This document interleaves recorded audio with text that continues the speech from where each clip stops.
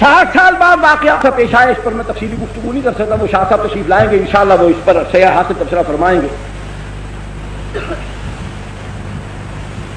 تمام شیعہ سنی مورخین، تمام شیعہ سنی مورخین اس بات پر متفق ہیں کہ محرم کی 10ویں کو یہ جو کچھ آج ہو رہا ہے یہ واقعہ کربلا کے پورے 300 سال بعد شروع ہوا۔ ایک تو خود واقعہ کربلا رسول اللہ صلی اللہ علیہ وسلم سے 60 برس بعد یا 58 برس بعد تقریباً واقعہ خود رسول اللہ کے بعد ہو رہا، پھر اس واقعے کے ٹھیک 300 سال بعد ایک ایرانی النسل شیعہ معز الدولہ دہلوی بویح خاندان کا اپنی چالاکی، عیاری، مکاری، تقیہ، اس کی بنیاد پر وہ مسلمانوں کی حکومت میں گھسا، وزیر بنا۔ اس نے بغداد کے اندر سب سے پہلے جلال الدین سیوطی رحمۃ اللہ علیہ اور غالباً البدایہ والنہایہ والے بزرگوں نے 351 ہجری لکھا ہے، باقی تمام بزرگوں نے 352 ہجری میں معز الدولہ دہلوی رافضی شیعہ نے، ایرانی تھا، اس نے سب سے پہلے 10ویں محرم کو حکم جاری کیا کہ بازار بند کر دیے جائیں، نان بائی پکانا بند کر دیں۔ حکمن کہا کہ عورتیں اپنے سروں کو کھول کر، بالوں کو بکھرا کر، سیاہ لباس پہن کر، سروں میں خاک ڈالتی ہوئی، منہ پر تھپڑ مارتی ہوئی، اپنے کپڑے چاک کرتی ہوئی بازار میں نکلو۔ یہ حکمن اس نے کرایا۔ نمبر 2، سب سے پہلے قبہ، گنبد نما ایک گنبد بنوا کر شہر کے چوک میں رکھوایا، اس پر ٹاٹ ڈالے، وہ نمونہ بنایا سیدنا حسین رضی اللہ تعالی عنہ کے مزار کا۔ یہ پہلا کام بھی اسی نے کیا۔ تیسرا، اپنے دور حکومت کے اندر بغداد کی تمام مساجد کے دروازوں پر تمام صحابہ کرام بالخصوص سیدنا معاویہ رضی اللہ تعالی عنہ پر لعنت لکھی ہوتی تھی۔ یہ معز الدولہ دہلوی حرام خور خنزیر، سب سے دنیا کا کوئی مورخ یہ بات ثابت نہیں کر سکتا، قسم خدا کی کھا کر کہتا ہوں، میں غریب آدمی ہوں، نقد دینے کا دعویٰ نہیں کر سکتا، اور میں جھوٹا ثابت ہو جاؤں تو سر بازار مجھے 100 کوڑے مار دینا۔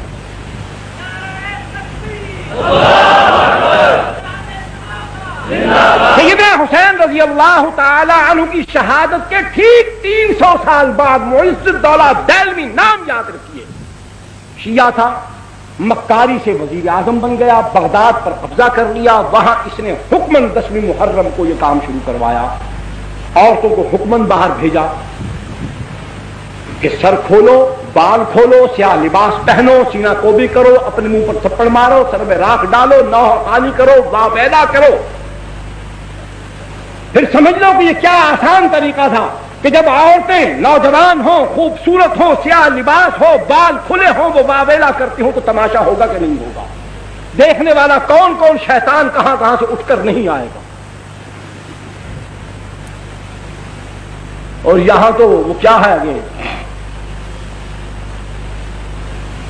اس حالت میں، وہ یاد نہیں آ رہا، فارسی کا شعر ہے کہ بڑے بڑے عباد اور زہاد جو ہوتے ہیں ان کا وضو بھی ٹوٹ جاتا، تسبیحیں ہاتھ سے چھوٹ جاتی ہیں۔ اس انداز میں اگر بازار کے اندر حسن کی فراوانی ہو اور جلوہ یار یوں حشر بدامہ ہو کر نکلے تو پھر کہاں کون ٹھہر سکتا ہے؟ بغداد کی سرزمین، بادشاہ کا حکم، اقتدار کا حکم، پھر کون نکلا ہوگا اور کس کس کو نکالا گیا ہوگا؟ کیسی کیسی ڈھونڈ ڈھونڈ کر نکالی ہوں گی، کیسے کیسے جلوے مہیا کیے گئے ہوں گے، کیسی کیسی افسرائیں نرتقیں دکھاتی ہوئی وہاں جلوہ افروز ہوئی ہوں گی۔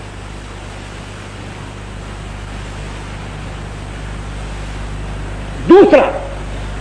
ایران کے اندر قاچاریوں کی حکومت، ناصر الدین شاہ قاچار، اس نے اپنے دور حکومت کے اندر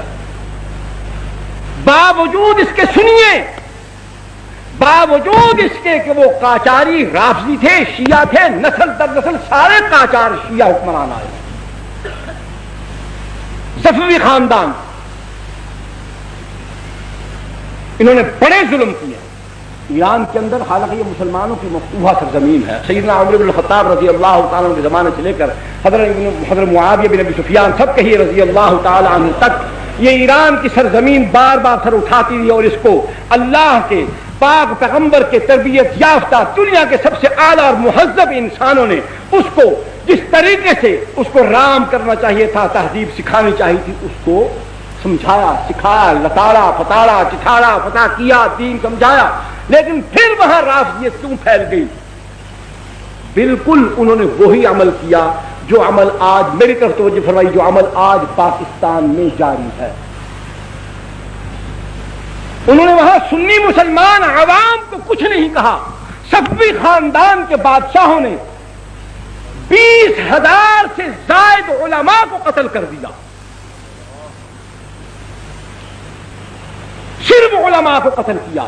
تو علماء کے قتل ہو جانے کے بعد نہ دین بتانے والا کوئی ہوگا، نہ سمجھانے والا کوئی ہوگا، تو پھر جو ہم کہیں گے وہ خود بخود لوگ قبول کرتے چلے جائیں گے۔ بیداری تو علماء پیدا کرتے ہیں، علم ان کے پاس ہوتا ہے، سمجھاتے وہ ہیں، پڑھاتے وہ ہیں، عقائد کی اصلاح ہو، اعمال کی اصلاح ہو، اخلاق کی اصلاح ہو، سیاسیات کا معاملہ ہو، اجتماعیات کا معاملہ ہو، جب بتانے والوں کو، سمجھانے والوں کو، سکھانے والوں کو، رہبری کرنے والوں کو، قیادت کرنے والوں کو، سیادت کرنے والوں کو، ان سب کو مٹا دیا گیا، جس طریقے سے پاکستان کے اندر احسان اللہ فاروقی کو شہید کر دیا گیا، علامہ احسان اللہ ظہیر کو شہید کر دیا گیا، فیض عالم صدیقی کو بھی قتل کر دیا گیا، مولانا سید منظور الحسن شاہ صاحب ہمدانی رحمۃ اللہ علیہ، خیر بٹانی والے، ان کو شہید کر دیا گیا،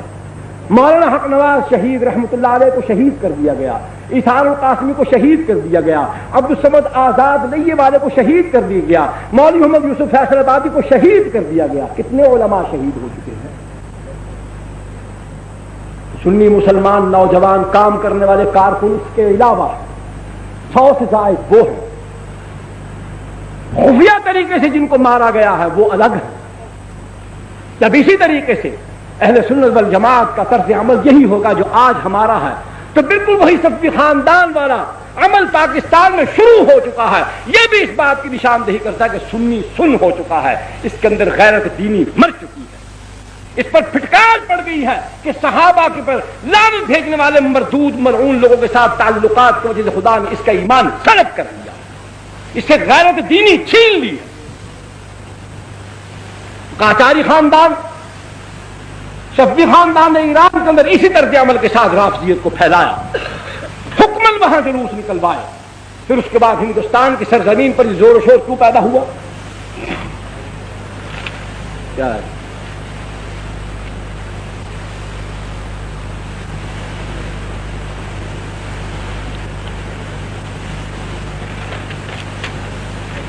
ہندوستان کے اندر بھئی آپ توجہ میری طرف رکھیں، کان اور آنکھ میری طرف رکھیں، ہاتھ جیب میں ڈالتے جائیں، اس پر میں کوئی اعتراض نہیں کرتا۔ بالکل جی، بسم اللہ۔